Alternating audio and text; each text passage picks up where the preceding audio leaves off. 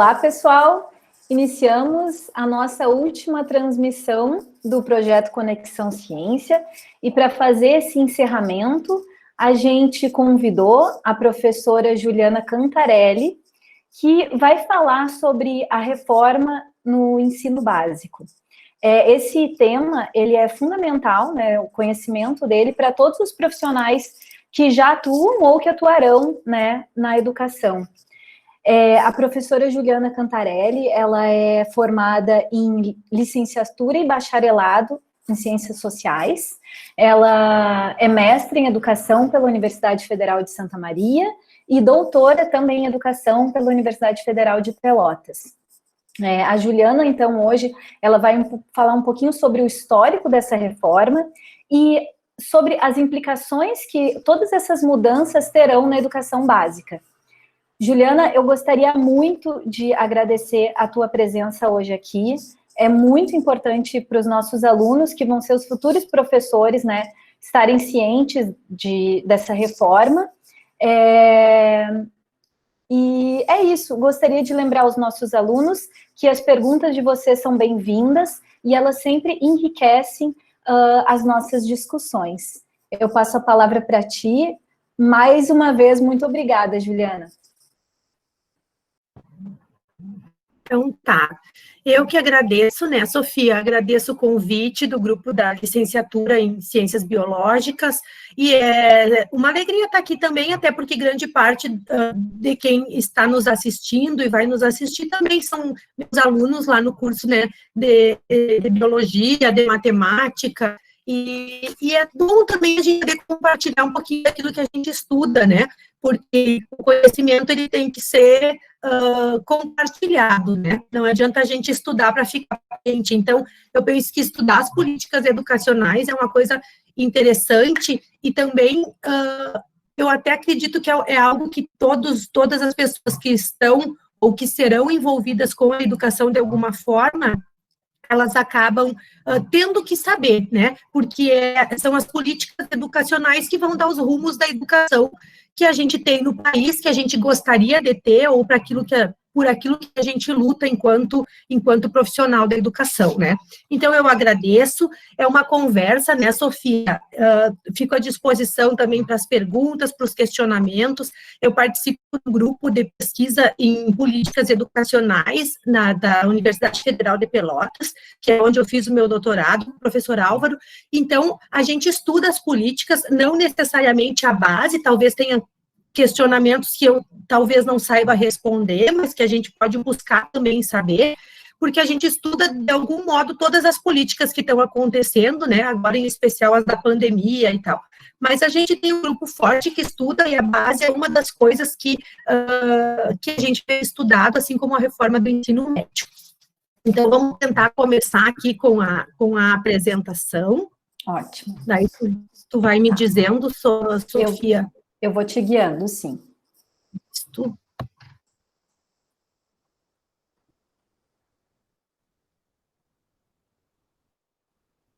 Eu já estou aqui. Tá, iniciando a compartilhamento. Não, agora tu parou. Tá, pode então, parar de novo.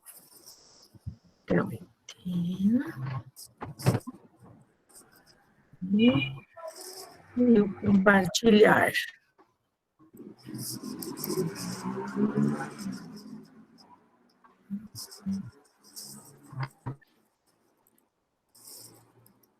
Não sei como está a internet também. Aqui diz que está compartilhando sua tela. Isso. Daí tá a minha imagem, agora tu pode colocar no PowerPoint. Isso, está apresentando, está iniciando o compartilhamento. Agora tu pode ir para o teu PowerPoint. Isso. E amplia a tela para ficar maior, eu acho. Pronto. O meu já está. Perfeito. Uhum. Então, vamos lá. Sofia, eu vou falando então, né, para o pessoal que eu não estou vendo, sim. Mas eu vou tentar falar um pouquinho, vou tentar me organizar aqui para ver se eu fiz umas anotações, inclusive para que eu não fique falando demais, e quando quiserem ir já me interrompendo também podem, né, porque daí a gente vai fazendo uma conversa, na verdade, que essa seria a ideia, né, uma conversa. Então, a BNCC, a Base Nacional Comum Curricular, né, ela veio para modificar, em grande parte, a educação no Brasil. Ela não surge do nada, né, tem muitas pessoas envolvidas na questão dessa Base Nacional Comum, porque a gente tem a base a partir de outras legislações, né, que vão direcionar para uma Base Nacional Comum. Então, a gente tem, em primeiro, a Constituição, ainda de 1988, quando ela diz lá no artigo 205 que a educação é um direito fundamental e ela é um dever do Estado, da família, em colaboração com a sociedade. E essa educação que lá já em 1988 entra na Constituição, ela diz que a educação deve visar o pleno desenvolvimento da pessoa, seu preparo para o exercício da cidadania e a sua qualificação para o trabalho. O artigo 210 vai dizer também que se reconhece a necessidade de ter conteúdos mínimos fixados, né, tanto para o ensino fundamental, em especial para o ensino fundamental, porque a obrigatoriedade da educação, ela era só do ensino fundamental, então, na Constituição já traz essa obrigatoriedade essa necessidade, né, de conteúdos mínimos que vão nortear o ensino fundamental. Depois a gente tem em 96 a Lei de Diretrizes e Bases da Educação Nacional, a LDB, que é conhecida de todo mundo que trabalha na educação, e a LDB ela também vai trazer lá no artigo 9º, que a União, cabe à União, né, em colaboração com os estados e os municípios, estabelecer competências e diretrizes tanto para a educação infantil, como para o ensino fundamental, quanto para o ensino médio, através de um currículo que vai nortear os conteúdos mínimos para assegurar uma formação básica comum. Uhum. O artigo 26 da LDB, ele também vai determinar que os currículos da educação infantil, fundamental e médio devem ter uma base comum a ser complementada em cada sistema de ensino, por uma parte diversificada, né? Então, a LDB, ela já traz que o ensino ele tem que ter uma base comum, ou seja, conteúdos mínimos comuns para todas as pessoas, para todos os estudantes, e uma parte diversificada que vai ser dada pelas escolas através do currículo, de acordo com a região, com as questões que envolvem, as questões particulares daquela escola. Depois a gente tem o Plano Nacional de Educação, que ele começa em 2014, e que ele também vai trazer a necessidade de um pacto interfederativo, né, entre União, estados e municípios, para trazer, então, nesse Plano Nacional de Educação, uma educação básica, a base também, né, de conteúdos curriculares comuns para todas as pessoas, para todos os alunos, sejam eles do ensino fundamental e do médio, essa base comum, respeitando a diversidade regional, estadual e local de cada escola. O que eu quero dizer com isso, então? Que todas essas leis, tanto a Constituição, como a LDB, como o Plano Nacional de Educação, como as diretrizes curriculares lá de 2010, que vão trazer para a gente também, mais uma vez, e vão trazer muito forte a questão da diversidade, da inclusão, da tolerância, de todas essas questões mais humanas, todas essas políticas e todas essas leis, na verdade, elas vão dar a legitimidade para a Base Nacional Comum Curricular. Então, a base, ela tem legitimidade e ela vem contemplar aquilo que a legislação já trazia desde 1988, quando a gente começa a entrar num período mais democrático, em que a educação se torna realmente pública, gratuita e de qualidade, né? Então, a base, ela tem uma fundamentação legal, que é importante a gente dizer, porque depois a gente vai fazer uma crítica à base, e essa crítica, ela não se dá em função da sua legitimidade, mas sim das condições e do jeito com que ela vai ser colocada na educação brasileira, né? Então, o que na verdade é a base? A Base Nacional Comum Curricular, ela é um documento normativo. O que isso significa? Que a base, ela apresenta as normas que vão definir as aprendizagens essenciais para todos os estudantes, em todas as modalidades e etapas da educação básica, seja lá da educação infantil, seja do ensino fundamental, como do ensino médio. Então, ele é um documento normativo que traz as normas que vão definir essas aprendizagens, dizendo lá na base aquilo que é essencial que cada aluno, em cada etapa da educação básica, tenha realmente que aprender. E a base, então, para isso, né, para saber o que cada aluno tem que aprender em determinado nível, a base estabelece as competências e as habilidades, ou seja, através de competências e habilidades se projeta o que o aluno vai ter adquirir de conhecimentos ao desenvolver toda a sua educação básica, né? Então, a base, ela vem para isso, né? Para estabelecer esses conhecimentos e essas competências para que todos os estudantes, independente de onde eles estejam cursando a educação básica, eles tenham acesso igual a essas mesmas habilidades e a essas mesmas competências, independente de estar estudando no Sul, no Norte, Nordeste, independente da região que for. Certo. A base, eu não sei se eu falo meio rápido, Sofia, não sei como é que tá. Tá ótimo, pode seguir.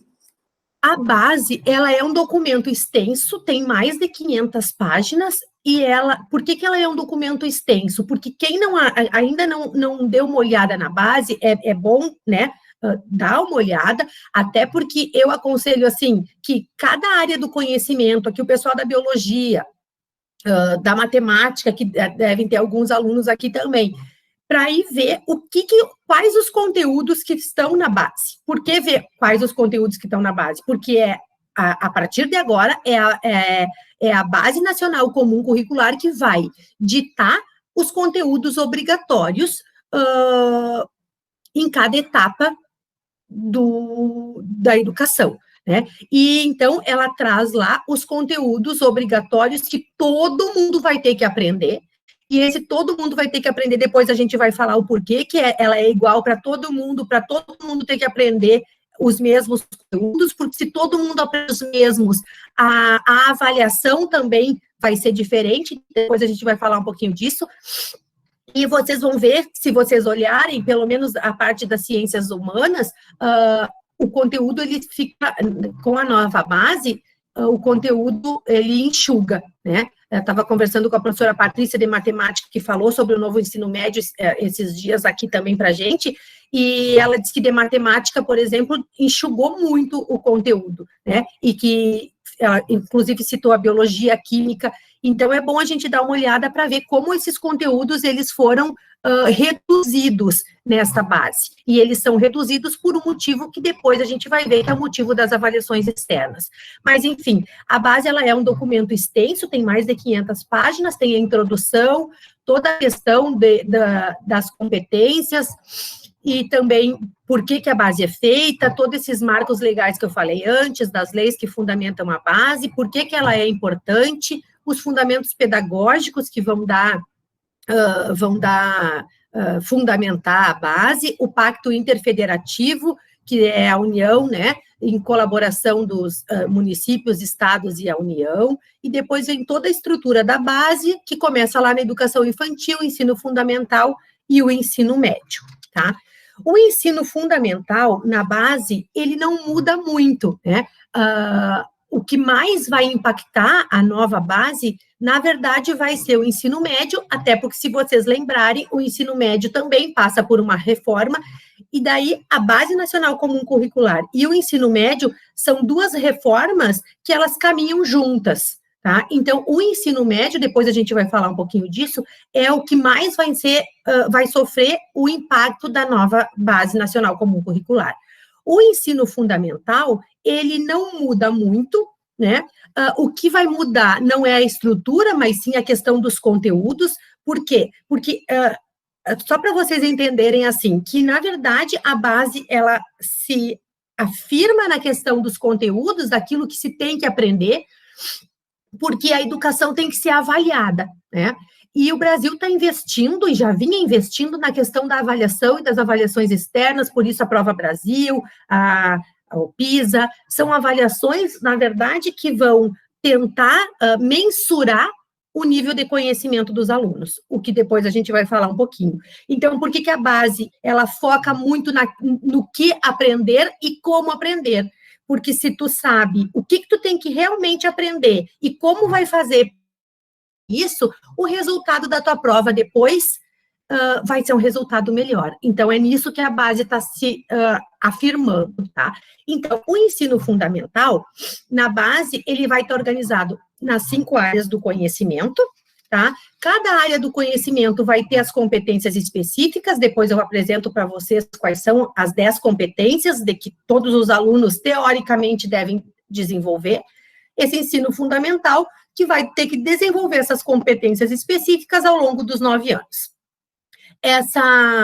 Essas competências, elas vão se dar através das 5 áreas do conhecimento, então, que são a linguagem, né, as linguagens, que entra aí português, artes, educação física e inglês, a matemática, as ciências da natureza, que lá vai ter ciências, tá, que é a disciplina, e as ciências humanas, com história e geografia, e depois o ensino religioso, que volta, né, fazer parte do conteúdo obrigatório, né, do ensino fundamental. Então, vocês podem ver que, na verdade, para o ensino fundamental, em relação à estrutura, ele não muda muito, né? O que muda vai ser depois a questão dos conteúdos mesmo, em função dessa cobrança. O ensino médio é o que mais modifica, né? Até porque, junto com a BNCC, como eu já disse antes, junto com a BNCC, a gente tem a reforma do ensino médio. Então, as duas coisas caminham paralelamente e vão se complementando. Então, a reforma do ensino médio, que a gente já está vendo, né, se efetivar, não tanto esse ano ainda em função da pandemia, mas já era para estar realmente sendo aplicado, né, ele vai já contemplar aquilo que a gente tem na Base Nacional Comum Curricular. Esse novo ensino médio, então, ele é organizado em 4 áreas do conhecimento, né, que a gente já sabe, né, que depois eu vou trazer de novo, mas as linguagens, a matemática, as ciências humanas e as ciências da natureza. E ele diz assim, né, o documento da base diz que são 4 áreas do conhecimento e a organização por áreas não exclui necessariamente as disciplinas, que isso foi uma briga, né, que vocês devem ter acompanhado, das disciplinas obrigatórias e não obrigatórias. Então, ela diz assim, que de obrigatória português e matemática, que a gente já vai ver, e a língua estrangeira. Então, ele diz que a organização por área, essas áreas do conhecimento, não exclui necessariamente as disciplinas, com as suas especificidades, saberes históricos e tal, né? E por que eles alegam que não exclui necessariamente as disciplinas? Porque junto na base é criado os estudos e práticas. Então, esses estudos e práticas, eles são estudos e práticas de educação física, sociologia, filosofia, artes, né? E pode também ser deixado a disciplina lá, se quiser deixar a disciplina de química, de física ou de biologia, enfim, ela pode estar lá, mas elas não são obrigatórias. Então, ela pode estar como disciplina ou como estudos e práticas, mas não são, a sua oferta não é obrigatória, tá? Então, o X da questão todo acaba sendo esse, que a BNCC, ela tem como disciplina obrigatória nos 3 anos do ensino médio, eu tô com médico, né? No ensino médio, língua portuguesa, matemática, tá? Então, a gente parte desse princípio, que tanto na base e depois na reforma do ensino médio é isso, são disciplinas obrigatórias que têm que estar presente no 1º, 2º e 3º ano do ensino médio, língua portuguesa e matemática. Outra disciplina obrigatória é a língua estrangeira, o inglês, e no Rio Grande do Sul, o espanhol, tá? Então, inglês, ou espanhol. A obrigatoriedade é do inglês. Só no Rio Grande do Sul, que é em função de uma lei estadual, que o espanhol também é obrigatório, tá? Então, mas ele não diz que tem que estar presente nos 3 anos, só diz que ele é obrigatório. Então, obrigatório, de fato, nos 3 anos é português e matemática, tá? Mas daí, então, por que eles falam que as disciplinas não foram excluídas?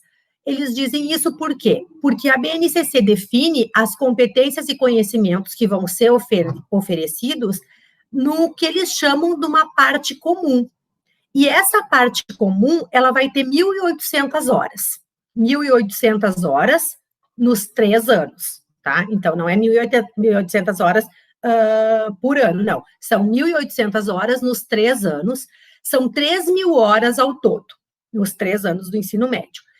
Hoje, tá? Eles pretendem ampliar, mas ainda não tem nada certo, nem como isso seria dado, ou aconteceria. Então, são 1.800 horas nos divididos, e depois a gente vai ver que pode ser dividido como quiserem, 1.800 horas nos 3 anos. Dentro dessas 1.800 horas, a obrigatoriedade é sempre ter língua portuguesa e matemática, e em algum tempo a língua estrangeira, que vai ser obrigatória. O resto entra dessa parte comum, química, física, biologia, sociologia, filosofia, ela pode entrar como estudos e práticas ou como disciplina, de acordo com aquilo que o currículo da escola quiser ou puder oferecer, tá? Então, ela não tem uma obrigatoriedade. Isso vai se dar de acordo com cada escola, de acordo com o contexto da escola e os arranjos que essa escola fizer. Então, por isso que eles dizem, não tiramos disciplina. Não tiraram, mas a gente sabe também que, eu sempre costumo dizer assim, né, isso me lembra muito os temas transversais. Quem aqui já trabalha em alguma escola, ou já estudou os PPCs das escolas e tal, em todas elas se fala em temas transversais. Eu sempre me pergunto, né, quando é que esses temas transversais realmente são trabalhados e por quem eles são trabalhados, né? Porque eu costumo dizer que aquilo que é de todo mundo acaba não sendo de ninguém.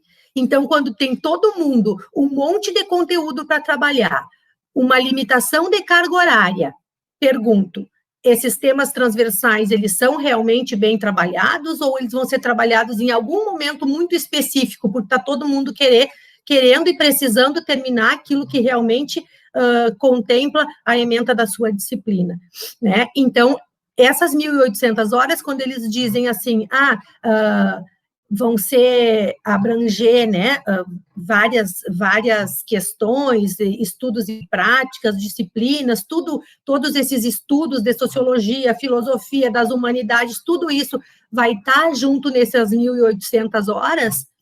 A minha pergunta é, como e de que forma, né, isso vai se dar e quem é que vai trabalhar essas questões dentro dessas 1.800 horas, sendo que a gente só tem como obrigação o ensino de português e de matemática e em algum período da língua estrangeira, né? O restante, né, então, lembrem, a gente tem 3.000 horas, 3.000 horas nos 3 anos. Por que eu digo 3.000 horas nos 3 anos? Porque não necessariamente seja 1.000, 1.000 e 1.000. Isso vai ser de acordo com como a escola quiser organizar, tá? Depois eu vou dar um exemplo disso. Então, são 3.000 os 3 anos. Desses 3.000, 1.800 a base nacional comum, com a obrigatoriedade de português, matemática, uma língua estrangeira e estudos e práticas ou disciplinas de acordo com aquilo que o currículo da escola desejar, tá certo? Sobram 1.200 horas, essas 1.200 horas, tá? 1.200 horas, eu até tinha feito a conta aqui, né? 1.200 horas, se a gente for dividir em anos, vai dar 600 horas por ano, né? Então, essas 1.200 horas dos 3 anos, elas são dedicadas para o aprofundamento nas áreas eletivas, ou o que isso significa? Naquilo que os alunos vão eleger. Por isso a propaganda do MEC era tão bonita, né, dos itinerários formativos em que o aluno pode escolher aquilo que quiser fazer. Eles não dizem que a escola não tem obrigação de ofertar mais de um itinerário. Então, muitas vezes, em muitas escolas é o que vai acontecer. Os alunos não vão ter o itinerário que quiserem para fazer, vão ter o itinerário que a escola puder ofertar, até porque a gente sabe que tem muitas escolas que têm muita dificuldade em fechar o seu banco de professores, né, porque falta ainda muita gente em determinadas áreas. Então, essas 1.200 horas vai ser dedicado ao aprofundamento das áreas eletivas, ou seja, dos itinerários formativos que o aluno for escolher, de acordo com aqueles que a escola for ofertar, né? Que obrigatoriamente é um, pode ser todos, mas obrigatoriamente é um, né? E aqui já é uma das questões que a gente fala muito, né, da questão de quem estuda ensino público e ensino privado, porque é claro que a iniciativa privada, ela vai continuar oferecendo, mesmo ela tendo que obedecer à base, e ela vai, porque é fácil, mas ela vai obedecer à base, oferecendo todos os itinerários formativos e provavelmente fazendo com que o aluno também tenha que estudar e passar, de algum modo, por todos os itinerários formativos, o que não vai mais acontecer na educação pública, né? Então, esses itinerários formativos são linguagens e suas tecnologias, matemática e suas tecnologias, ciências da natureza e suas tecnologias, ciências humanas e sociais aplicadas e suas tecnologias, e um outro itinerário, que é a formação técnica e profissional, que aqui tem uma autora, Ciavata, que ela diz que não pode ser chamado de formação técnica e profissional, teria que ser formação técnica ou profissional, porque, na verdade, esta formação que eles falam na base, e que também está presente na reforma do ensino médio, quem olha formação técnica e profissional parece que vai ser a mesma estrutura ou a mesma prática dos institutos federais, por exemplo, dentro das escolas estaduais, o que não é, né? Então, essa formação técnica ou profissional ou tu vai para um instituto e realmente tem uma formação integral com a formação técnica, né? Ou tu vai, dentro da escola, poder fazer um curso, por exemplo, vamos imaginar aí o técnico em agropecuária do instituto, né, do IFE, tu faz o curso técnico em agropecuária, tu sai um técnico em agropecuária. Essa formação que é falada na base aqui, que muita gente acha muito legal, porque, na verdade, não conhece ainda, né, a lei, é de tu, por exemplo, dentro do técnico em agropecuária, tu vai lá fazer um curso sobre leite, e daí tu vai sair com a formação em leite, mas tu não vai ser um técnico, tu vai ter um curso de paisagismo, de tirar leite, de produção de leite, ou alguma coisa assim. Então, não é que tu vai ser um técnico, como acontece nas escolas, por exemplo, dos institutos federais, tá? E os currículos, então, é que vão estabelecer como atender essas orientações da BNCC. O que isso significa? Para as escolas. As escolas, através dos seus currículos, é que vão ter que ver como é que elas vão se virar. E para elas se virar, elas vão ter que ter, em primeiro lugar, profissionais para todas essas áreas. Então, o que a gente acaba tendo medo, né? Medo no sentido de receio, de que muitas vezes o que pode acontecer é a escola, ela gostaria de oferecer as linguagens, a matemática, as ciências da natureza, as ciências humanas, mas ela não tem profissional para isso. E como ela não é mais obrigada a oferecer todas, por que as coordenadorias elas vão proporcionar que essas escolas tenham todas, né? Proporcionar professores, proporcionar mão de obra qualificada para trabalhar essas disciplinas, quando, na verdade, elas não são mais obrigatórias. Então, vamos trabalhar os itinerários de acordo com os profissionais que cada escola vai ter. Então, se na minha escola tem mais professores ligados à ciência da natureza, a gente oferece o itinerário das ciências da natureza. Se na outra escola tiver mais profissionais das ciências humanas, a gente oferece o itinerário das ciências humanas. né? E não de acordo com o interesse dos alunos, como dizia a propaganda, que os alunos vão poder escolher. Sim, eles vão poder escolher, mas para eles escolherem vai ter que ter esses itinerários, e aí que é o X da questão. Então, os currículos é que vão ver. Os currículos nas escolas é que vão acabar tendo que estabelecer o que é prioridade, né, e o que pode ser ofertado. Então, as escolas e as redes de ensino, elas têm autonomia? Sim, elas têm autonomia para organizar todos os seus itinerários formativos. O problema todo é ter, primeiro, nem só professores para isso, mas também estrutura para isso, né, para que isso seja ofertado, né. Então, cada escola, ela deverá ofertar... Oi. Desculpa te interromper, eu tive um probleminha na minha internet aqui, eu caí, fiquei um tempo fora, eu retornei agora, e tem uma pergunta aqui que eu gostaria de fazer para ti, sobre o que significa, né, na prática, e suas tecnologias, né, ciências da natureza e suas tecnologias. Sim, o que significa, eles consideram... tudo é tecnologia, né? Uma caneta é uma tecnologia. Então, na verdade, é o estudo e tudo aquilo que essa disciplina envolve em termos de conhecimento. Então, por isso, e suas tecnologias. A gente parece assim, vai ser alguma coisa muito laboratorial. Não, né? E suas tecnologias é todas as ferramentas que tu utiliza para adquirir aquele conhecimento. Por isso, as tecnologias. Então, ciências da natureza e suas tecnologias, tudo aquilo que tu precisa como ferramenta para que tu adquira aquele conhecimento, aquela aprendizagem. Seria mais ou menos isso, esse significado.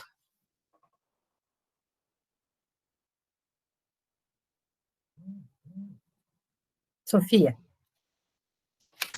Oi, agora eu voltei. Isso? Tá me ouvindo? Não sei se eu respondi. Isso, muito obrigada. Tô vendo bem. Eu vou fazer, então, uma nova pergunta agora, que estava aqui, eu acho que está relacionado, eu vou ler. Se o aluno não pode escolher uma dentre todos os itinerários formativos, isso não deixa o aluno com menos opção ainda? Claro, e é aí que a gente vai chegar. Tá bom. Sim, e é por isso que a gente... Me ouve, Sofia? Estou te ouvindo. Tá. E é por isso que a gente, e agora eu vou entrar na crítica da base, né? Então, por quê? Porque, na verdade, é por isso que a gente tem fortes críticas em relação, não que isso que tu ter uma base nacional comum, ou seja, tu ter conteúdos que tem que ser básicos para todo mundo, ok, praticamente todo mundo considera isso. O problema todo é a forma com que isso vai se estabelecer, que provavelmente vai acarretar uma desigualdade ainda maior. Por quê, gente? Porque, olha só, bem como está aparecendo nesses slides, né? A escola ela tem autonomia para organizar os itinerários formativos. Sim, mas se ela não tiver condições de ofertar os itinerários, ela não vai poder ofertar. Então, por isso que todas as pessoas que estudam a educação, eles vão dizer que não existe uma reforma isolada. Não existe uma reforma sem qualificação de professor, sem remuneração, sem estrutura física, sem as tecnologias e as ferramentas necessárias para que isso realmente se efetive. Sim. Né? Então, por isso que eu digo que a propaganda ela foi uma propaganda enganosa. Né? Porque dá a impressão de todos os estudantes, que legal, eu vou escolher meu futuro. Uma que depois a gente pode até discutir um pouquinho se alguém com 14, 15 anos tem essa maturidade necessária para escolher o seu itinerário formativo realmente, né? Porque depois tem a questão do Enem, que quando tu terminar o 3º ano através de um itinerário, se tu chegou no final dos 3 anos e tu viu que não era isso realmente que tu queria, tu não tem mais escapatória. Tu vai ter que pagar um cursinho e fazer paralelo uma outra formação para te poder fazer o Enem, porque a ideia do Enem é que a partir de 2021, vamos ver agora como é que vai se dar, né? Mas a ideia era que a partir de 21, o Enem continuasse em 2 dias, um dia sendo a prova relacionada à base comum, e o outro dia fosse do itinerário, ou daí não, eles não sabem ainda como, mas focado no itinerário que tu escolheu, né, dentro da tua área do conhecimento. Então, por exemplo, se eu, enquanto aluna, fiz um itinerário e escolhi as ciências humanas, se chegou no final do terceiro ano e eu vi que não, eu não quero mais fazer nada relacionado a humanas e eu gostaria de tentar fazer lá enfermagem, ou então eu vou ter que correr atrás sozinha para tentar fazer um itinerário lá em algum lugar, ou um cursinho, alguma coisa, para fazer um itinerário que envolva as ciências da natureza, porque é o que eu mais vou precisar lá no Enem, para poder passar, por exemplo, em enfermagem, né? Então, tem toda essa questão. O aluno, ele é uma falsa escolha, e assim como a base, ela teve uma falsa participação. Quando eles dizem que muitos professores participaram, mas tu entrava lá na página e tu clicava lá e respondia algumas questões, mas isso é uma falsa participação, na verdade. Né? Uhum. Não é uma participação efetiva. Então, os estudantes, eles vão ter a possibilidade de escolha? Sim, desde que tenha oferta para eles poderem escolher. Só que, na verdade, cada escola, ela é obrigada a oferecer, obrigatoriamente, pode oferecer todos, mas ela, obrigatoriamente, ela tem que oferecer um itinerário formativo, além da base comum, tá? A base comum, português, matemática e aqueles estudos e práticas, ok? Isso é uma coisa, todas têm que oferecer. Mas o itinerário, essas outras 1.200 horas, a escola obrigatoriamente tem que oferecer um. O município, diz na base, que o município, ele tem que, pelo menos, um município tem que ofertar pelo menos 2 itinerários. O que isso significa? Vamos pegar o município de Júlio de Castilhos, que tem, eu não sei agora quantas escolas de ensino médio tem, mas vamos supor que tenha 2 escolas de ensino médio, tá? Então, o município tem que ofertar 2 itinerários. Então, o que pode acontecer? Uma escola de ensino médio ofertar um itinerário formativo e a outra escola ofertar outro itinerário formativo. Pronto, resolvido o problema do município, porque o município tem que ofertar pelo menos 2, tá? Agora, se tu mora num município em que o itinerário que tu quer fazer não tem na escola que tu estuda perto da tua casa, então, tu vai ter que optar. Ou tu troca de escola, e às vezes vai depender de transporte ou alguma coisa assim, para ir lá naquela outra escola que tem o itinerário que tu quer, ou se tu não puder pagar transporte, não tiver transporte ou algo assim, tu te sujeita a fazer o itinerário que a escola próxima que tu tem oferece, que não necessariamente vai ser aquele que tu queira. Então, esse que é o X todo da questão, como é uma ilusão de que o aluno pode realmente escolher, o que provavelmente não vai ser o caso das escolas privadas, que elas sim vão acabar oferecendo todos os itinerários, né? Porque daí ele tem condições para isso. Juliana, deixa eu te perguntar uma coisa, então, né? A gente vê, então, todas essas mudanças e todas essas questões que tu falou. Foi discutido alguma previsão orçamentária para a educação?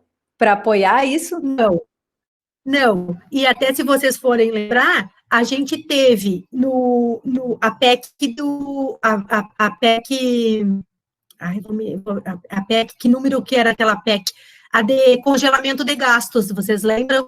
Sim. Teve no final do governo Temer a PEC do congelamento de gastos, em que uma das coisas que congelou foi os gastos em educação.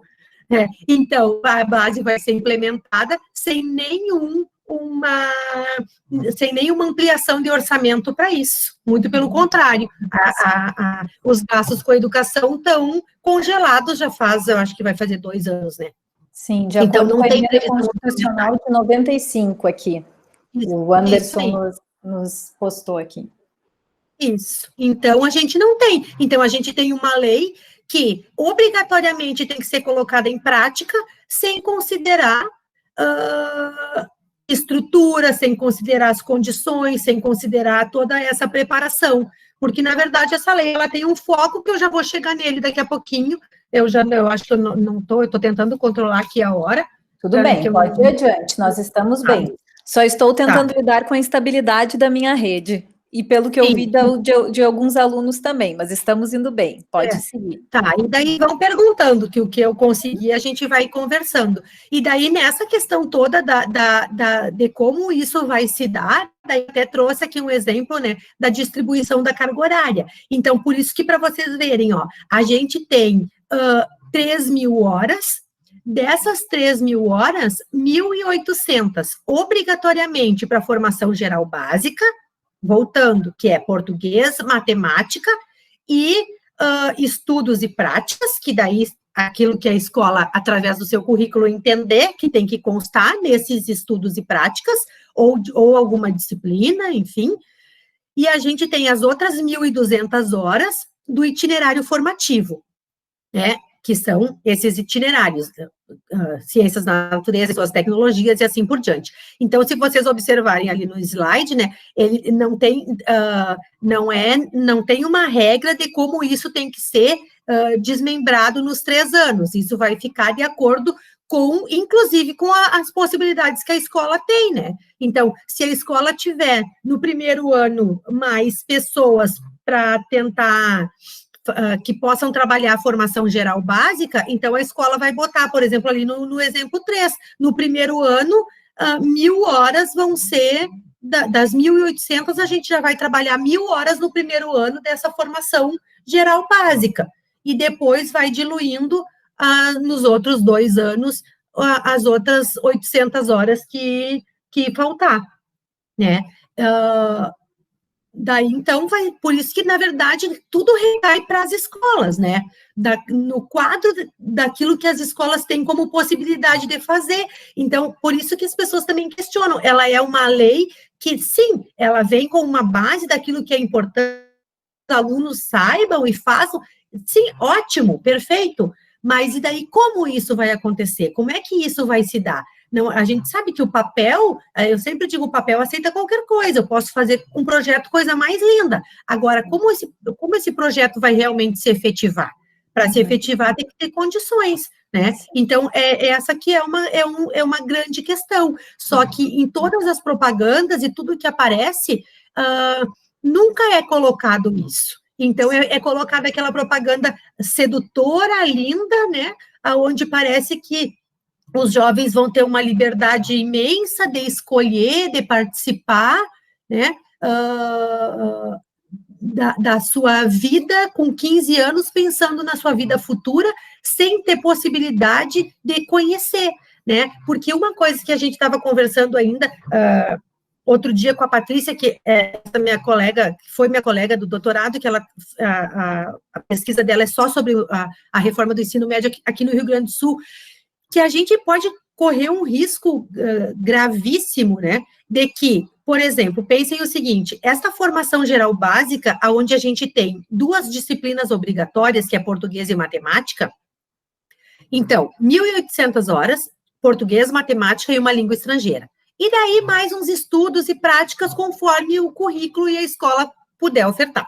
Mas português e matemática é o básico, tá? É a formação geral básica, baseado no português e na matemática. E daí, eu posso também, dentro dessa mesma escola, pegar como itinerário formativo só linguagens e suas tecnologias e matemática e suas tecnologias. E daí o aluno, o estudante, ele não vai ter possibilidade de nem de conhecer, né, de entender o que é realmente, por exemplo, o que envolve realmente as ciências da natureza e as ciências humanas. Sim. Então, a pergunta e se vocês forem ver, o documento ele vai falar de formação integral, de ética, de responsabilidade, de cidadania, de formação. Por quê? Porque o professor Jurjo, que é um professor da Espanha, o professor Jurjo, ele fala muito isso, para a gente ter muita atenção às palavras e à apropriação das palavras num contexto que não é o qual as palavras foram criadas. Então, se a gente for ler, todos os documentos, eles vão falar em ética, em responsabilidade, em democracia, em participação, em cidadania, em criticidade. Então, ele fala muito isso, que é uma apropriação de palavras, mas que essas palavras, dentro do contexto da proposta, elas não dizem aquilo que realmente elas deveriam dizer. Sim, né? Juliana, então, tem uma pergunta aqui, posso te interromper? A pergunta é, então, no papel, a BNCC e o novo ensino médio são a coisa mais linda? Assim, se a gente fosse colocar a proposta dela, ela é boa. O que acontece é que a gente não vê uma estrutura que dê apoio para ela de fato acontecer. Sim, a propaganda é bonita. Se a gente vai ler o documento e analisar, a gente vai ver que, na verdade, tudo depende muito da onde a gente fala, né, Sofia? Da onde a gente fala e da onde eu me posiciono. Eu sou uma profissional que eu venho da teoria crítica e estudo a teoria crítica, né? Eu sou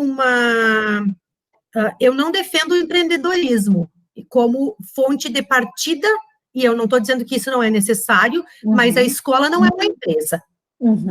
A escola, ela tem um outro significado. E a base, do jeito que ela coloca, ela vem aos moldes de uma empresa. Por que ela vem aos moldes de uma empresa? Porque se fala muito, e se vocês perceberem hoje nas entrevistas de muitas pessoas que falam sobre educação, elas falam muito de escola como empresa. Quando, na verdade, a gente não é uma empresa, porque a gente não tem os objetivos de uma empresa, porque a gente não está lidando necessariamente com resultados. Ou, melhor, o que, na verdade, é um bom resultado na escola em que eu vou trabalhar ou na escola em que eu trabalho? O que para mim, enquanto profissional da educação, o que é um aluno ter um bom resultado?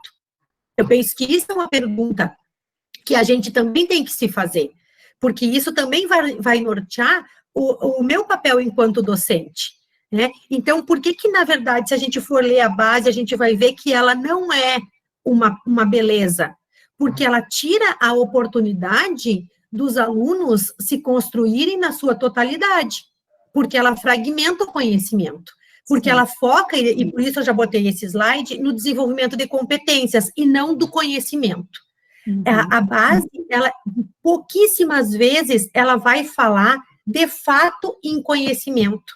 Ela vai falar em competências e habilidades. Tu tem que desenvolver competências e habilidades, constituir competências e habilidades. Então, ela foca nisso, ó, na indicação clara, e isso não sei se aparece para vocês todo o slide, para mim corta um pedacinho, mas se tu puder, Juliana, botar em ocultar ali na barrinha de baixo, ele vai ficar inteiro, eu acho, pra gente. Tá, isso. Ele é retirado do documento da base, tá? E diz assim, uma indicação clara, o foco no desenvolvimento de competências, que eu botei indicação, mas é indicando claramente o que os alunos devem saber, considerando, daí eles colocam, então, entre parênteses, considerando a constituição de conhecimentos, habilidades, atitudes e valores, e, sobretudo, do que devem saber fazer.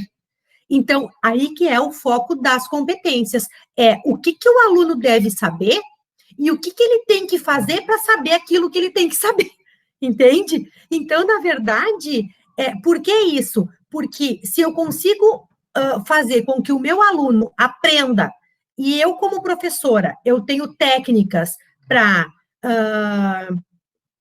conseguir efetivar, né, esse saber, para conseguir fazer com que ele realmente saiba aquilo ali, eu posso depois medir esse saber desse aluno. Então, o foco da base é todo nisso, o que ele tem que saber e o que eu tenho que fazer para que ele saiba. E por isso que eles vão fazer lá toda a questão do desenvolvimento de competências e habilidades, que é o que o aluno tem que saber e o que o professor tem que fazer para que esse aluno saiba. Por isso, gente, a Base Nacional Comum para a formação de professores, que também já está chegando, né? Então, é o foco no desenvolvimento da competência, que não necessariamente vai falar de conhecimento, mas das aprendizagens essenciais. E aprender não é necessariamente sinônimo de conhecer, né? Eu posso aprender uma coisa, mas eu não conheço realmente aquilo ali. E a BNCC, o foco dela é na aprendizagem. Então, por isso que a gente tem que ter um cuidado com as palavras quando eles vão falar de criticidade. Para eu ter um aluno crítico, eu só posso criticar aquilo que e criticar não no sentido de crítica destrutiva, não, mas a crítica construtiva, a crítica como reflexão, né? Eu só posso fazer uma reflexão a partir daquilo que eu conheço. Né? Se eu não conheço, eu não posso fazer uma reflexão. Então, a minha pergunta é, como é que um aluno com 14, 15 anos, ele vai escolher um itinerário formativo sem ele praticamente, por exemplo, sociologia, filosofia, os alunos não têm lá no ensino fundamental. Eles nem sabem direito do que se trata. Então, ele vai escolher um itinerário das ciências humanas se ele nem sabe direito o que se trata aquilo. As ciências da natureza, no fundamental, é basicamente ciências, né? É pouquíssima química e física, pelo que eu me lembro dos meus filhos quando estavam. Então, como é que um aluno vai escolher um itinerário que ele nem conhece? Ele nem sabe direito do que vai se tratar, né? Além do que ele não pode ter interesse naquilo que ele desconhece completamente, né?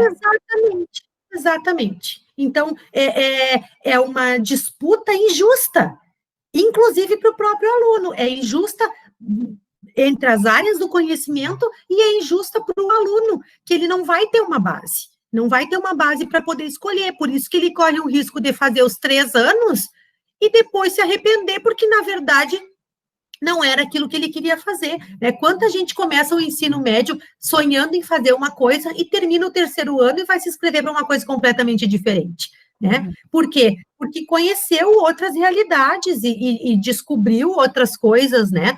E isso só acontece se a gente puder possibilitar aos estudantes essa gama toda de possibilidades que a base acaba não proporcionando, porque ela engessa tanto em função de como ela está estruturada, como em função das condições estruturais que ela vai ter para isso. Por isso que a minha aposta é que as escolas privadas vão oferecer todos os itinerários e vão, entre aspas, obrigar com que os alunos continuem passando por todos os itinerários, que é o que acontece hoje.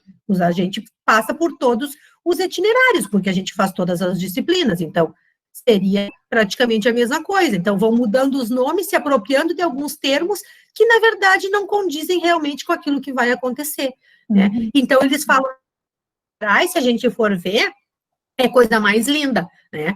Se vocês estão vendo aí, as competências, então, que tem que ser trabalhadas, o conhecimento, né, a valorização, valorizar e utilizar os conhecimentos. Então, olhem só, o conhecimento, ele tem um valor, mas ele tem uma utilidade, então, tem que utilizar os conhecimentos. Então, toda essa questão do conhecimento, porque o conhecimento te constrói enquanto ser humano, enquanto cidadão, tudo isso vai se perdendo em função da utilidade desse conhecimento. É útil ou não é útil? Para que ele serve? Então, isso aparece muito, assim, tu vai aprender, porque isso que tu aprendeu aqui vai resultar uma coisa aqui. Então, tudo tem uma relação de utilidade mesmo, né? Lá do positivismo, assim, de ser tudo utilitário, porque tu tem que utilizar de forma objetiva tudo aquilo que tu aprendeu. Então, pensamento científico, crítico e criativo, né? Então, pensa como é que isso tudo, que é muito lindo, né? Exercitar curiosidade, utilizar ciências com criatividade, criticidade, como isso vai se dar quando o aluno não tem condições de fazer o itinerário, nem o que ele quer, e fazer num tempo reduzido, né, de aula, como vai ficar agora em função de ter as 1.800 só de português, matemática e mais alguma coisa que pode entrar ali. Então, eu trouxe as competências só para a gente ver, né, que como, na verdade, no papel, elas são realmente coisas bem interessantes, né. Então, aqui a gente entra na questão que eu falei lá antes, né, na necessidade, né, de uma base comum, né. Tem necessidade? Sim, tem necessidade de uma base. Por que tem necessidade de uma base? Porque, na verdade, a gente tem um país que é continental, a gente tem um país enorme e a gente tem muitas desigualdades, e a gente sabe, e ninguém nega isso, né? a gente tem muitas desigualdades em termos de educação, dependendo da região e tal. Mas a questão não é, então, tu negar a base, a questão é tu questionar o porquê que essa base foi feita da forma com que ela foi feita, né? E daí eu até anotei aqui que a professora Camila, que é da Federal da Bahia, que ela estuda a base muito, ela diz que em 2014 foi decidido que iriam começar a escrever a base, né? Então, a base, ela vem desde 2014. E ela começou a ser construída através de vários especialistas. E daí tinha um processo todo de construção democrática e participativa em função da base. Em 2016, teve o golpe no governo Dilma. Só que ela diz uma coisa, para ver como a coisa não é partidária, que a base, se ela tivesse sido homologada ainda no governo Dilma, ela também já teria problemas, porque ela era mais participativa, mas alguns especialistas de determinadas áreas que estavam formulando a base, né? E no governo Temer, isso vai se ampliar ainda mais. Então, fecha-se ainda mais o grupo de quem pensa sobre a base. E em 2017 para 2018, o governo Temer, ele simplesmente pega e dá um canetaço na base. E diz que a base está homologada do jeito que ela está. Então, ele nem deixa terminar as discussões sobre a base e simplesmente homologa a base. No entanto, quem estuda a fundo realmente a base, e quando entra lá nos conteúdos, e vai ver lá na ciência, na biologia, e as pessoas dizem que esse canetaço ele vai se refletir nas coisas que aparecem explicitamente na base. Por quê? Porque quando ele dá o canetaço, para que ela seja efetivada, homologada, se está no auge das discussões de gênero, da escola sem partido, a questão da pressão da bancada evangélica, e que tudo isso, então, vai acabar aparecendo dentro dessa base, em função dela ser homologada de uma forma repentina e sem um debate, realmente, sem maiores discussões, né? E por que isso acontece dessa forma, aconteceu dessa forma? Porque a gente tem sempre, dentro da educação, a gente tem disputas políticas que são muito fortes, né? E que, se tem disputas políticas fortes em todos os setores, a educação faz parte da vida em sociedade, e vai ter as políticas também na educação, né? E essas disputas políticas, elas acabam sempre sendo mencionadas ou ampliadas ou englobadas nas questões financeiras, né? E daí, então, por isso que em 2013, a rede do Movimento pela Base Nacional Comum, ela já se forma como um movimento muito forte no Brasil, quando atores vão constituir redes políticas para tentar influenciar essa agenda educacional e essa agenda das reformas no contexto brasileiro através de uma base nacional comum. O que esses atores eles fazem? Eles começam a criar um movimento de necessidade de uma base nacional comum, então eles começam a apontar os defeitos que a educação do Brasil tem, para daí trazerem soluções através da base, então, a base como a solucionadora desses problemas, né? E então, essa agenda do que fazer, essa agenda educacional, ela vai ser muito forte a partir de 2013, através de várias instituições e empresas, na verdade, que são empresas privadas, né? Mas que pensam, influenciam a educação muito fortemente. Vocês já devem ter ouvido falar, Instituto Natura, Fundação Lehman, que tem uma influência muito grande, o Itaú Social, Fundação Vitor Civita, Nova Escola, Instituto Ayrton Senna. Por quê? Porque todo esse povo, na verdade, o que eles fazem, né? Eles servem ao mercado. Ao mercado financeiro. Então, o que eles fazem? Eles pegam, eles apontam os problemas para criar soluções eficazes para a educação. Então, o Todos pela Educação também está dentro desse conjunto. Então, eles apontam os problemas e eles apontam, entre aspas, as soluções para os problemas que eles já apontaram.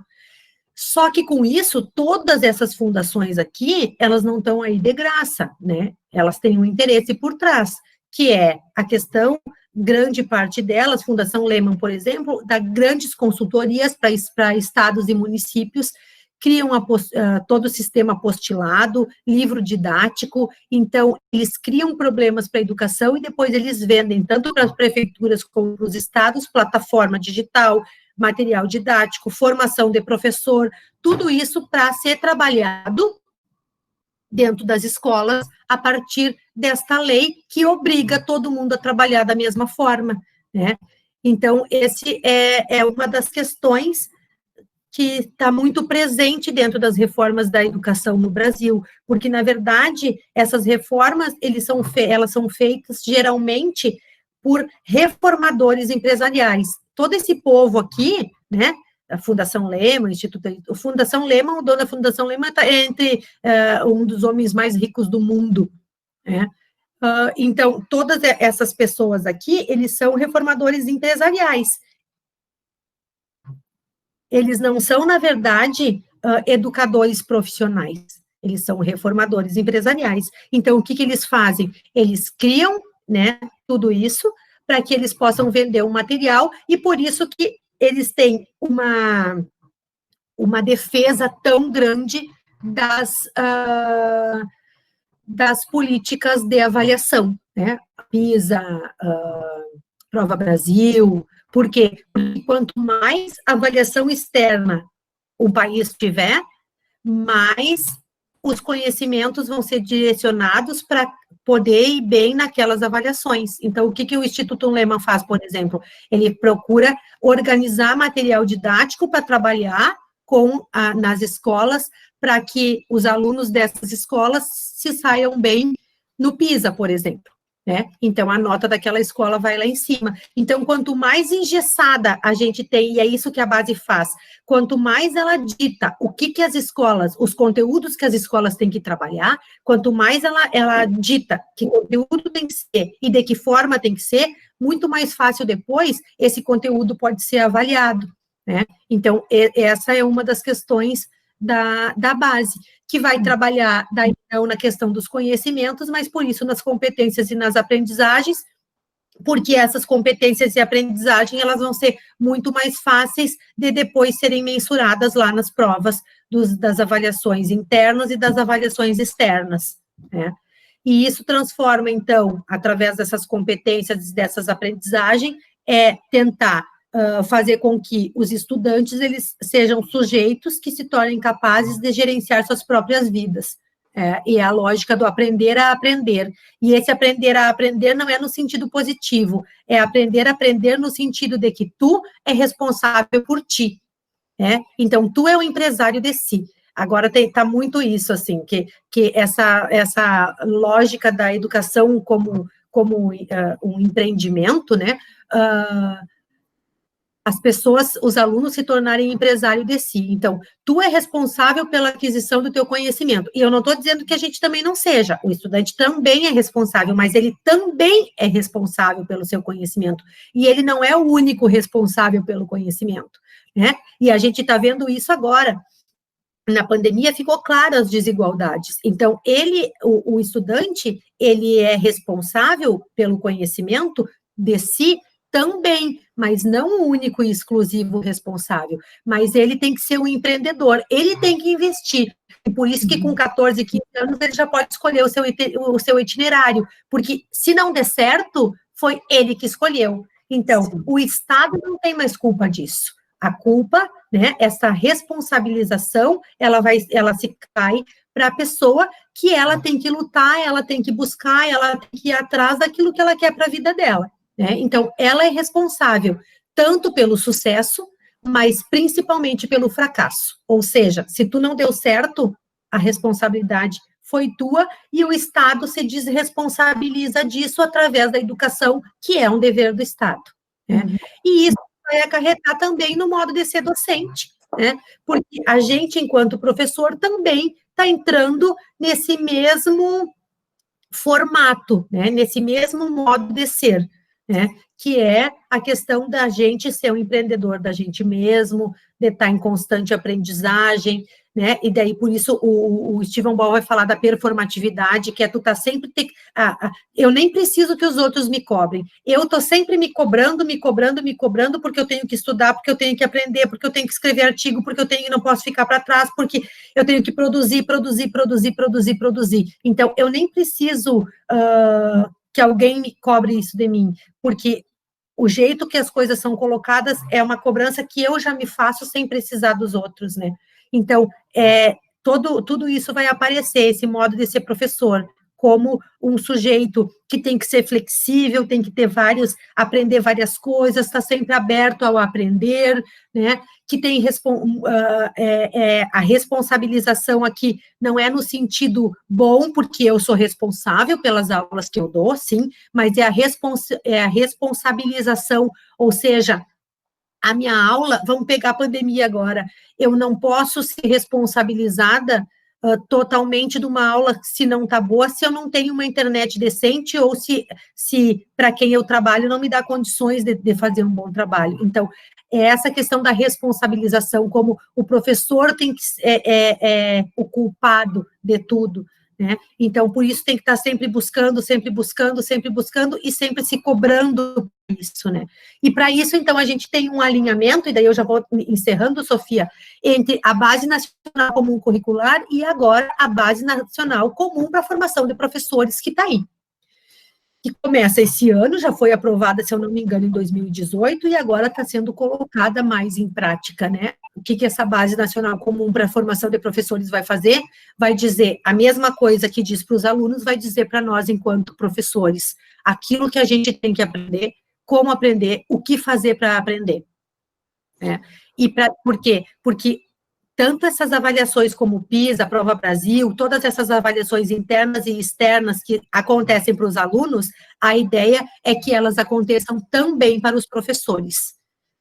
E de acordo com a nota dos professores, vai ser a questão, inclusive, da remuneração desses professores e da escola, porque é uma coisa tão louca que a questão toda, e em alguns estados isso já está acontecendo, a remuneração, ela não vai para o professor, ela é da escola. Então, o professor cobra do outro professor, porque vocês imaginem assim, nós somos em 5 professores, se a minha nota não for boa, baixa a nota de todo mundo.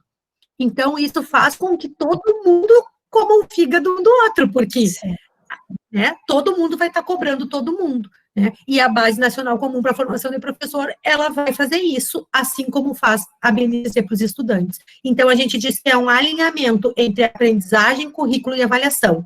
Ou seja, a gente pega o que aprender, como aprender, coloca isso no currículo, para depois isso ser avaliado e ser mensurado. Se os professores estão ensinando certo e se os alunos estão aprendendo corretamente. Então, por isso, é um alinhamento entre aprendizagem, currículo e avaliação. E daí, e essa questão toda, né, desse alinhamento também, essa política de alinhamento, ela acaba, então, estreitando esse currículo, né, porque vai ser importante aquilo que vai ser, que pode ser avaliado, mensurado, e a gente acaba esquecendo que tem coisas que são muito difíceis de serem avaliadas e serem mensuradas, né? Por exemplo, toda a questão da formação humana, tem coisas que é muito difícil de avaliar, mas que também é conhecimento e também faz parte das finalidades da escola, porque a gente não pode esquecer que a escola, ela não é constituída, inclusive na legislação, somente em termos de aprendizagem para desenvolver os estudos e nem só para a formação do trabalho, ela é também um espaço para a construção da cidadania, né? Mas como a gente mede, a gente avalia a aprendizagem cidadã, o conhecimento cidadão, né? Isso fica muito difícil, e além de tudo isso, a gente desconsidera também toda a questão da pessoa e da sua trajetória de vida, né? Porque a gente sabe que as pessoas não são iguais, elas não vêm de lugares iguais e elas não vêm de condições iguais. E agora, na pandemia, isso fica escancarado, de que as condições emocionais, culturais e econômicas, elas vão interferir, sim, na vida do nosso aluno, assim como interfere também na vida dos professores, né? Então, a base, a Lopes, ela diz assim, que uma base, tal como ela é organizada no país, pressupõe apostar em um registro estabelecido como tendo um selo oficial de verdade. Isso eu acho muito interessante, um selo oficial de verdade, ou seja, um conjunto de conteúdos que adquirem um poder de conhecimento essencial a ser ensinado e aprendido, né? Como se aquilo que não estiver na base não é importante. Então, só vai ser essencial e importante que o meu aluno saiba aquilo que a base definiu como algo verdadeiro e como algo oficial. O resto pode ser desconsiderado, né? Então, pressupõe apostar no consenso curricular, como se fosse possível esse contexto, esse consenso, né? Então, pressupõe apostar num consenso curricular como se fosse possível, fora da disputa política contingente, ou seja, a gente sabe que a educação e os próprios conteúdos, eles estão em disputa. No entanto, se a gente pegar professores, se a gente pegar agora todos os professores de biologia aqui, provavelmente, mesmo aqueles que já estão trabalhando há muito tempo, não vai ter um consenso do que realmente é importante um aluno aprender na biologia. Vai ter discussões, vai ter posições contrárias, por quê? Porque o conhecimento, ele não é uma coisa só, não é uma coisa que, não é uma verdade incontestável e indiscutível. Aquilo que é importante para um determinado contexto, não necessariamente seja importante num outro determinado contexto, né? Mas essa base pressupõe ainda situar que o debate e a deliberação política, ou seja, de que a educação ela é influenciada por contextos políticos, e por política não necessariamente partidária, mas política como algo de participação da vida em sociedade. Mas pressupõe ainda situar o debate e a deliberação política em uma etapa anterior ao texto promulgado, como se, uma vez fosse estabelecida, tudo cessasse. Ou seja, a gente tem uma base, ela diz aquilo que é verdadeiro, aquilo que é bom, aquilo que deve ser ensinado, aquilo que deve ser aprendido, como deve ser ensinado, como deve ser aprendido, que resultados tu tem que ter disso, e o resto tudo é desconsiderado, porque nada mais importa, porque aquilo que tinha que ser já foi dado. Nossa. Ju, falo rápido. Sim, é muita informação, Sofia. Mas super importante, né? Eu estou aqui ainda surpresa com tanta informação.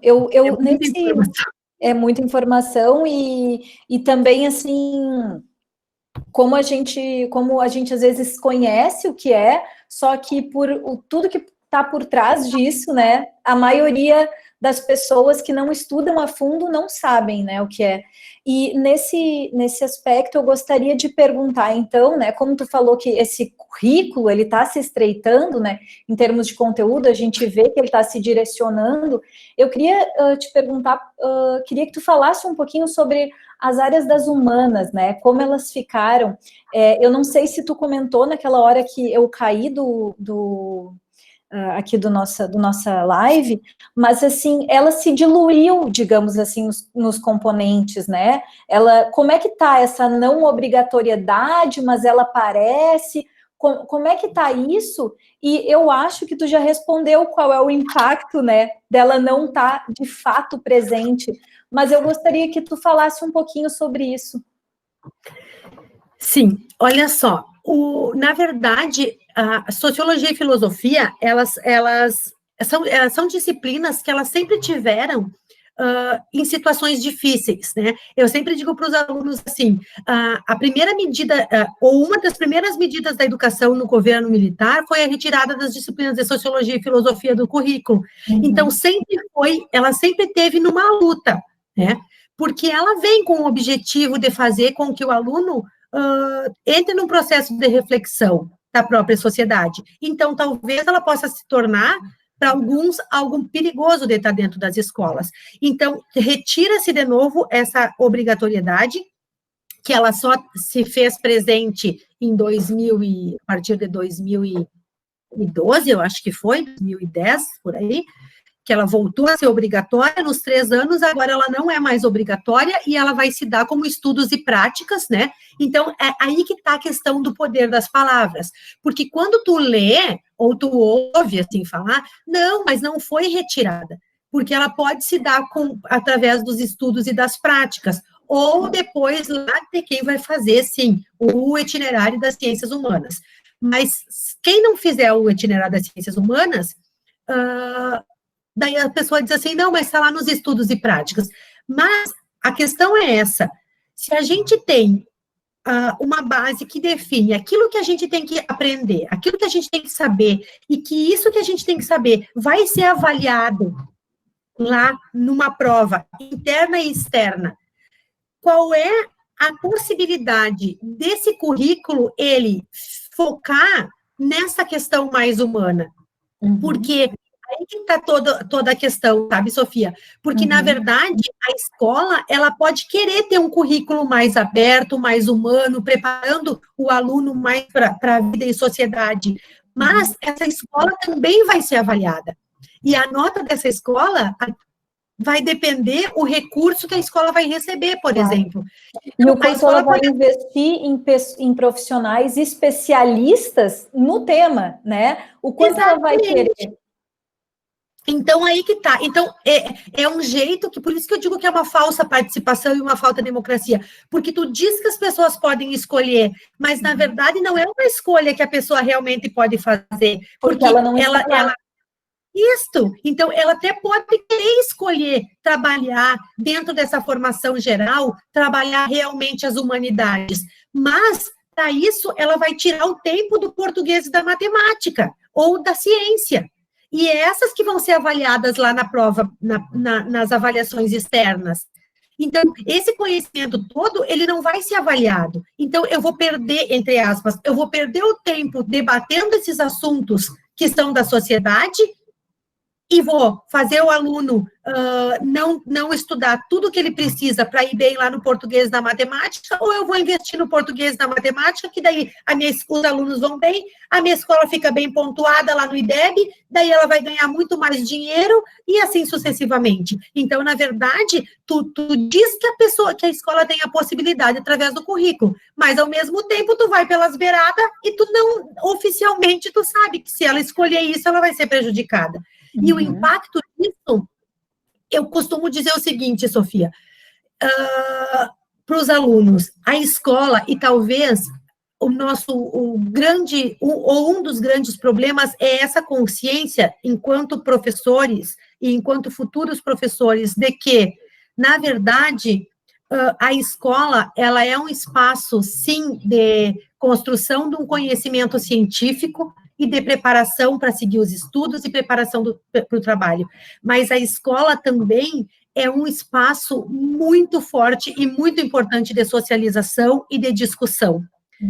Então, quando tu tira isso dos alunos, eles vão perder muito em termos de construção do conhecimento como um todo e de uma visão que consiga ser uma visão que englobe essa totalidade.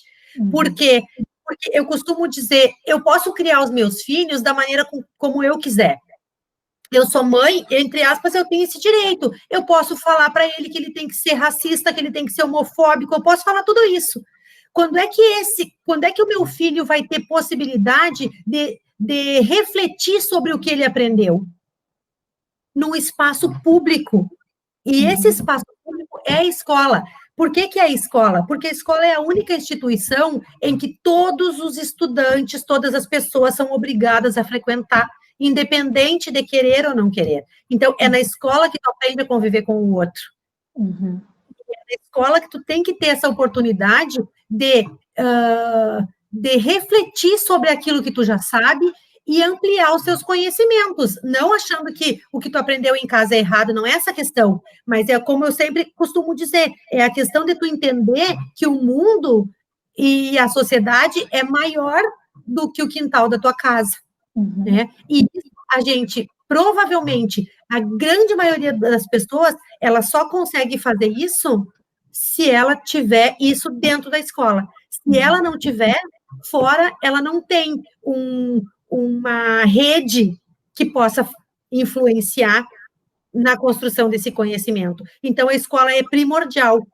Retira isso da escola, a gente vai ter, e por isso que se fala tanto nessa escola como uma empresa, porque uma escola como... Exatamente, é o conhecimento utilitário, tu aprende aquilo que tu vai usar e tu não aprende a pensar. Por isso que eles dizem, quem estuda BNCC e essa reforma do ensino médio, que essas reformas, elas vão ampliar as desigualdades que a gente já tem no país, e realmente a gente vai preparar muito mais as pessoas para o mercado de trabalho e não para o mundo de trabalho, né? E daí a gente vai ter toda essa desigualdade entre as escolas públicas e privadas, e provavelmente a escola pública vai continuar perdendo, né? Juliana, tem mais uma pergunta aqui que eu vou colocar, né, para te falar um pouco mais. Eu acho que na tua fala, já todos os temas, eles, de certa forma, eles já foram mencionados, né? Mas como tu falaste, essa reforma, todas essas modificações, elas surgiram para solucionar problemas da educação, certo? Então, quando a gente pensa num problema que temos, um deles é evasão, né? Então, de repente, assim, como é que se pensou nesse problema? Porque, de repente, foi pensado em que essa reforma poderia fazer com que a educação fosse mais atrativa, né? Veja bem, tu tem um mundo de possibilidades, mas como foi pensado no contexto, no contexto social de cada aluno, para viver nessa nova escola, né? Foi levado em consideração, foi pensada essa evasão? Será que, de repente, agora ela não, inclusive, aumente? Qual é o X da questão aqui? E por que eles para lidar com a evasão, né? Eles acreditam que a escola vai ser mais atrativa. Tá, a escola vai ser mais atrativa porque o aluno vai poder escolher o itinerário. Sim, tudo bem, mas a escola também não é um círculo, né? Para a gente ficar fazendo muita atração. Eu sou uma defensora de uma escola mais humana, mais... menos fechada, mas isso não significa uma escola atrativa no sentido de que os alunos possam fazer o que eles querem. Porque com 15 anos, porque eu não acredito, e a própria psicologia vai dizer isso, que o aluno, enquanto ele é adolescente, ele ainda não tem todas as suas faculdades mentais desenvolvidas para fazer grandes escolhas. Né? Então, esse eu acho que é um dos pontos. Então, atrativa para quê e por quê? E de que forma atrativa? Porque eu posso escolher que eu não gosto de física, então eu não vou fazer física. Ok, mas eu seguido, sabe, falo isso, inclusive, aqui em casa. Eu, por exemplo, não fui uma aluna muito boa em física. E depois que eu cresci, como eu me dei conta de que eu não tinha até a questão de noção de espaço, um monte de coisa que era física e que me faltou, sabe? Então, ser atrativa porque, eu não gosto muito, então eu nem vou me esforçar para isso. Isso é ser atrativo? Vou escolher uma coisa, então, que é mais fácil, porque daí eu não vou me desgastar, né? Então, tem tudo isso. E outra coisa, por isso que os índices vão baixar, a evasão vai diminuir, por quê? Porque agora tu não vai precisar mais terminar tudo. Tu pode fazer por etapas, porque tu vai sair com certificações. Então, tu pode não sair com o ensino médio todo, mas tu vai sair lá com 1000 horas. Então, tu não vai mais evadir. Tu não vai sair completo, mas tu já vai sair com alguma coisa. Então, tipo, vai parcelar. Né? Agora eu vou fazer a parcela e vou fazer o básico lá, e nesse meu itinerário eu vou escolher uma coisa, e daí eu saio com tantas horas. Então, eu não tenho o ensino médio completo, mas eu tenho, tipo, eu fiz o itinerário de tirar leite, por exemplo, e eu vou sair, e vou terminar o itinerário de tirar leite, e daí eu saio com aquele itinerário. Eu não terminei o ensino médio, mas eu concluí aquele itinerário. Então, eu já não estou mais evadindo, na verdade. Sim, compreendo. Então, a questão dos dados e dos números, né? Gente faz o que a gente pode, a gente tem um dado, a gente pode apresentar da forma que a gente bem entender no nosso interesse, né? Da forma que bem entender, exatamente. Ju, eu vou voltar então para uma pergunta que a gente estava, para uma fala tua ali no meio da apresentação, mas como eu não fiz para não te interromper, mas eu vou resgatar. Se o município tiver uma escola de ensino médio, terá que fazer dois itinerários? Se a escola não tiver condições de estrutura e profissionais, como fica? Aí que está o X da questão. Teria que fazer dois. Na base, diz que municípios que só têm uma escola, eles obrigatoriamente têm que ofertar dois. Uhum. Mas a gente sabe que entre ser uma obrigação e essa obrigação se efetivar de fato, a gente sabe que tem quilômetros de distância, só a gente vê do jeito que é muitas escolas, né?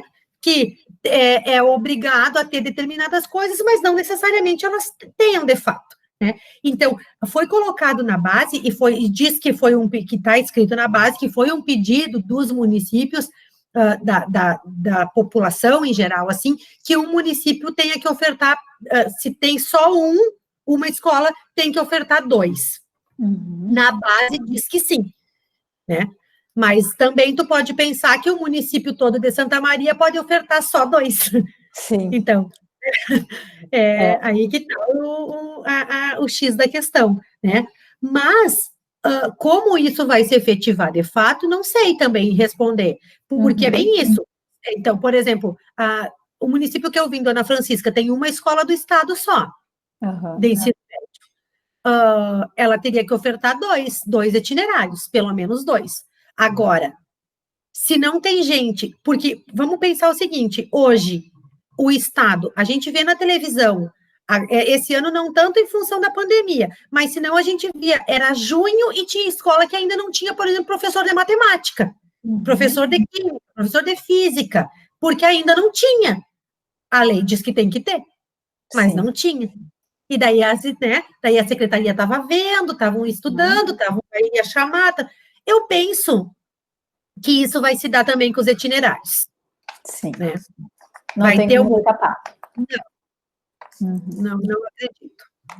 Juliana... E a gente tem também a questão do notório saber, né, que entra nessa reforma, né, que é porque os alunos, eles não precisam, com a base agora e com a reforma do ensino médio, o aluno não precisa necessariamente, e essa é uma outra questão também que é bem duvidosa, o aluno não precisa necessariamente fazer o itinerário na escola.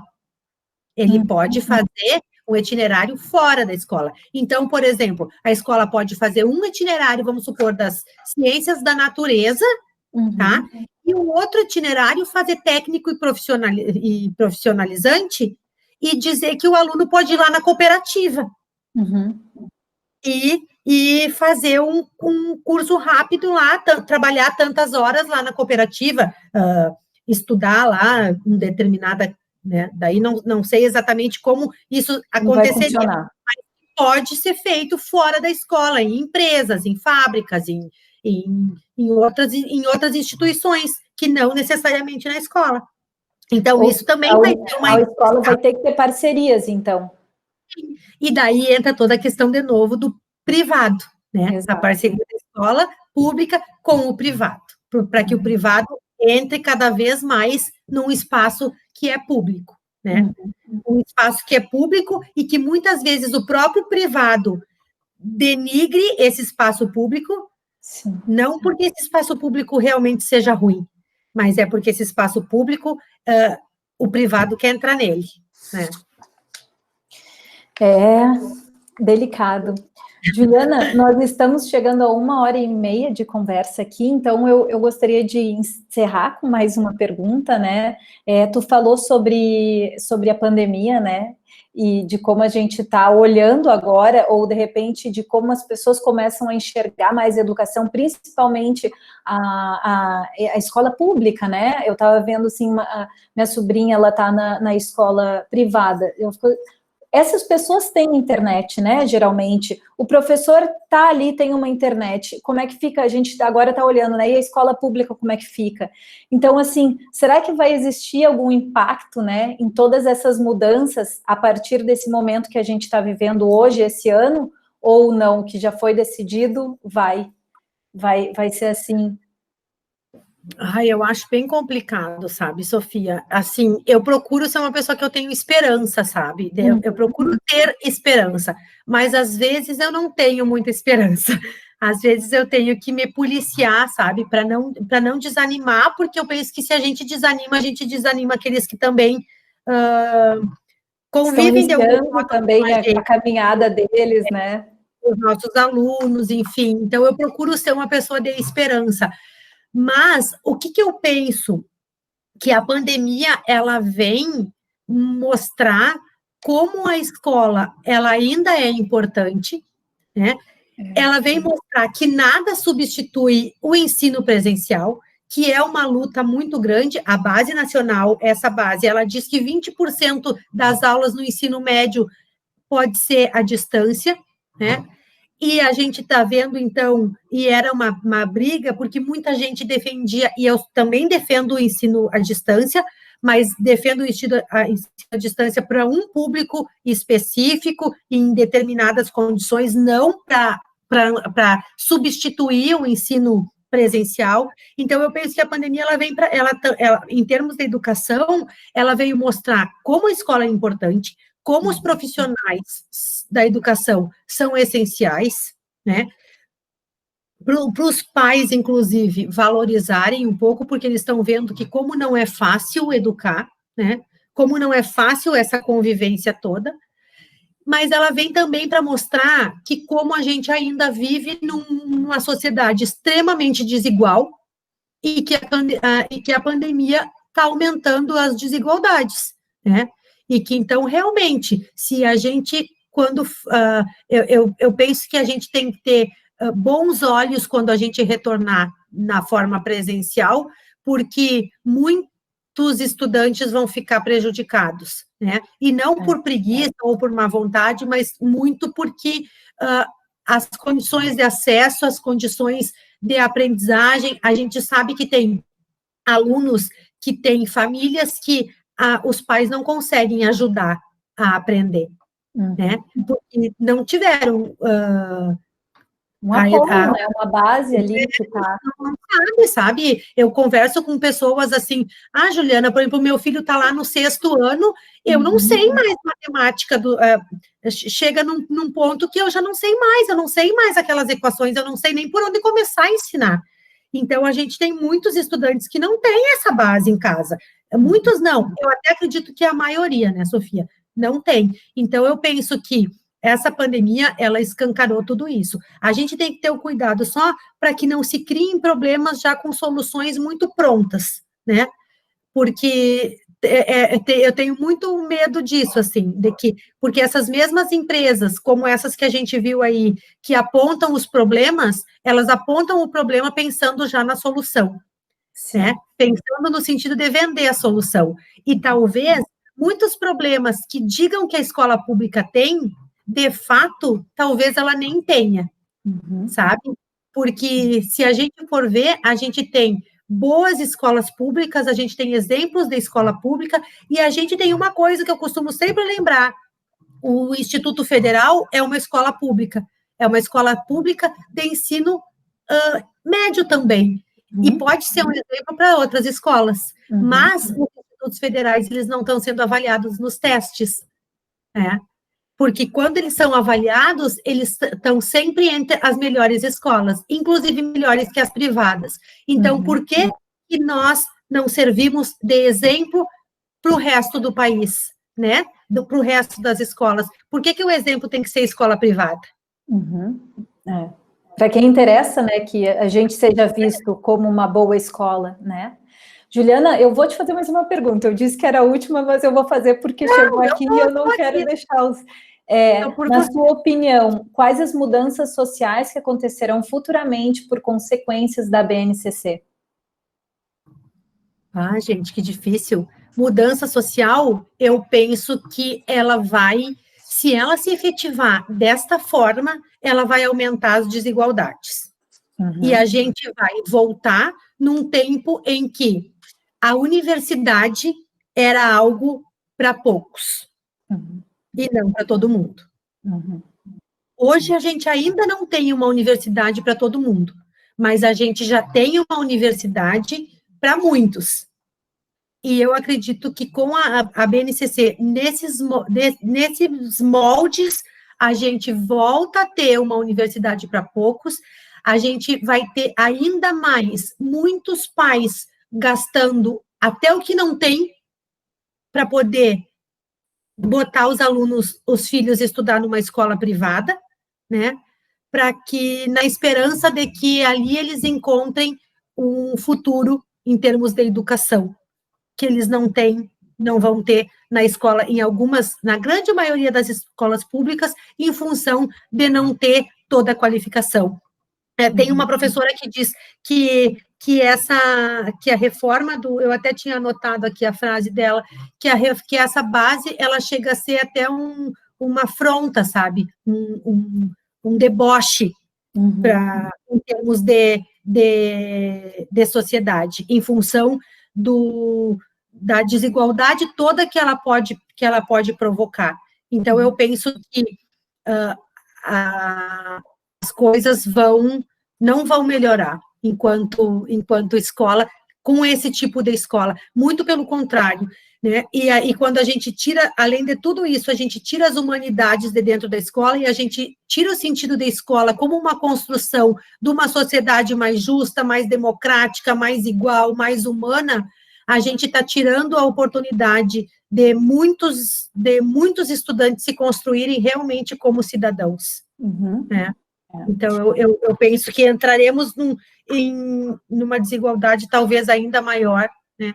Isso agora, se não mudar toda a estrutura da universidade também, né? E daí, sim, ela volta realmente a ser para menos ainda. Juliana, tem uma pergunta aqui, mas não é uma pergunta, é um pedido. Então, tu já falou que tu tenta ser otimista, né? Tu poderia deixar, então, uma fala de otimismo para a gente, ou uma fala de esperança, ou de como a gente pode se posicionar frente a isso, no sentido da gente se encorajar, né? Sim. Eu penso o seguinte, Sofia, e o pessoal que está aí com a gente, que é bem chato isso, né, para ver como as tecnologias, elas não conseguem suprir as nossas necessidades, né, porque eu brinquei, eu estava falando por uma tela, porque eu não enxergava nem a Sofia agora que eu enxergo. Vocês me enxergavam, eu não enxergava, e a gente não vê as pessoas, né, então, mas eu penso o seguinte, como professora e como pessoa, sabe, eu penso que a gente tem um poder, né, quando o teu trabalho é um trabalho que tu lida com outras pessoas, que é o trabalho dos professores, a gente tem o poder de tocar a alma das pessoas de alguma forma. E a gente sempre deixa marca na vida das pessoas. Isso é uma coisa que eu acredito muito, assim. O que a gente tem que tentar ver é que marcas eu quero deixar. Marcas construtivas ou marcas destrutivas. E eu penso também que,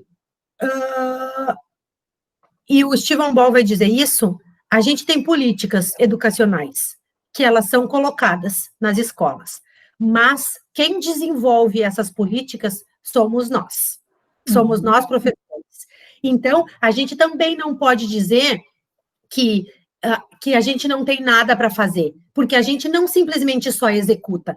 Eu posso dar uma aula de matemática e trabalhar tudo que a base me manda, mas eu posso também, dentro dessa mesma aula, eu posso questionar o sistema, eu posso trabalhar problemas a partir dos problemas da realidade.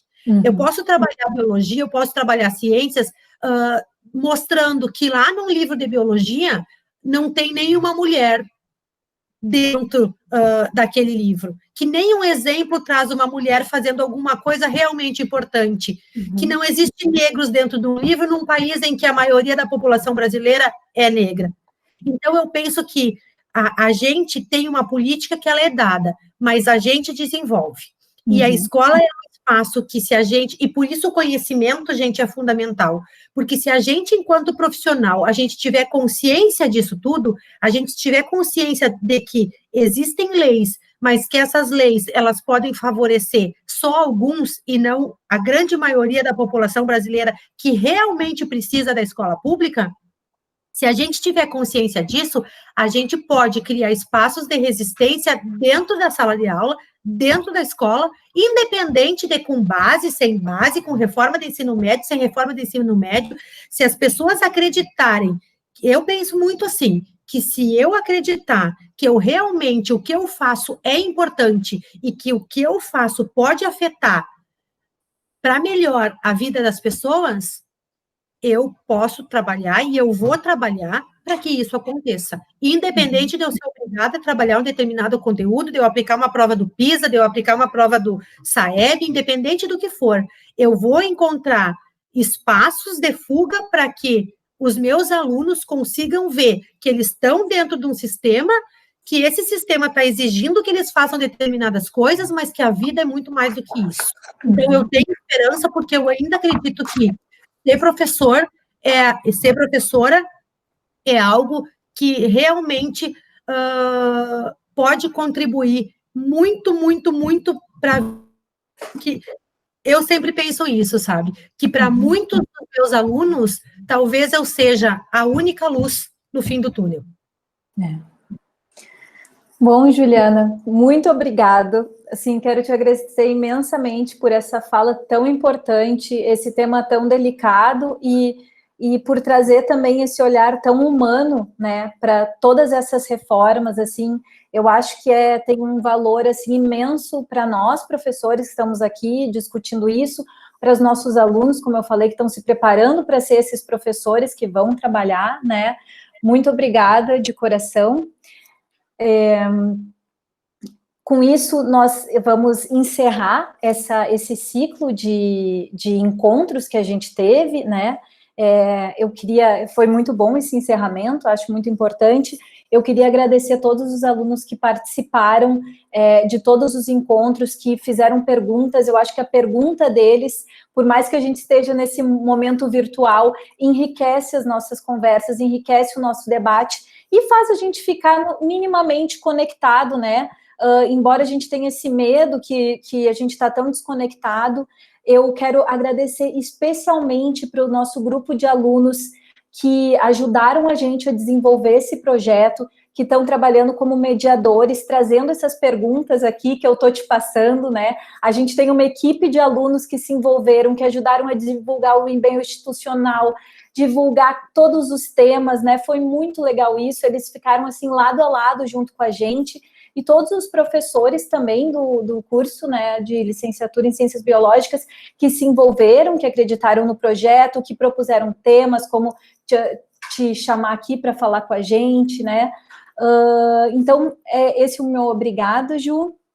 Eu que agradeço, Sofia. Antes de tu encerrar, eu quero agradecer. E eu penso que isso é um exemplo, assim, né, para que a gente perceba a importância, né, a importância do papel do professor, né? Porque mesmo em situações difíceis, a gente não necessariamente precisaria estar fazendo isso, mas surgiu esses encontros de vocês com vários temas. Então, isso que eu penso, sabe? Não está na base, não está na lei, mas vocês conseguiram encontrar espaços para que isso acontecesse. Então, eu penso que essa positividade aí que foi pedido, né? Eu acho que isso é um exemplo disso, sabe? Da esperança e de que as coisas são possíveis. Porque ninguém precisaria estar aqui, nem a gente, nem os alunos, mas nós estamos. Então, isso, né, não está na lei, não precisa estar para a gente fazer. Então, eu agradeço e eu penso que quanto mais espaços a gente tiver, né, para debater sobre essas questões, que às vezes na correria do nosso dia a dia acabam passando despercebidas, né? E é por isso que o conhecimento é importante, que os alunos têm que ter todos os itinerários, né, Sofia? Porque quando a gente não tem tempo de parar para pensar, se alguém não te chama a pensar, né? Então, esses espaços e esse tempo é importante para que a gente se dê conta de determinadas coisas. Então, eu agradeço muito, assim, estava até um pouco ansiosa, assim, para vir e digo, não sei, né? Mas bem legal estar aqui com você. Foi maravilhoso a dedicação de montar a apresentação de todos os nossos convidados, né, que apareceram aí. Então, é justamente isso que tu falou, né? A gente faz, os alunos participam, a gente vê que a gente foi bem feliz nisso, a gente vê a participação deles foi muito boa, né? E então é isso, gente. Uma boa noite para todos. A gente conta com a participação ainda para as próximas atividades, de repente tua também, né, Ju, se a gente for continuar nessa comunicação à distância. E é isso. Isso aí, estamos juntos nessa. Tá bom. Até mais. Tchau, pessoal. Um beijo grande.